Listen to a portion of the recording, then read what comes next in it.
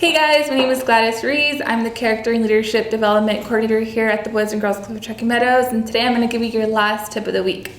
Today we're going to go over sneezing the correct way into your arm. Hey. Hi. Achoo! Hey, don't forget to sneeze in your arm. Oh yeah, you're right. Achoo! The reason why it's important to sneeze into your arm is to stop the spread of germs. Alright guys, this is your fifth and last tip of the week. See you next time.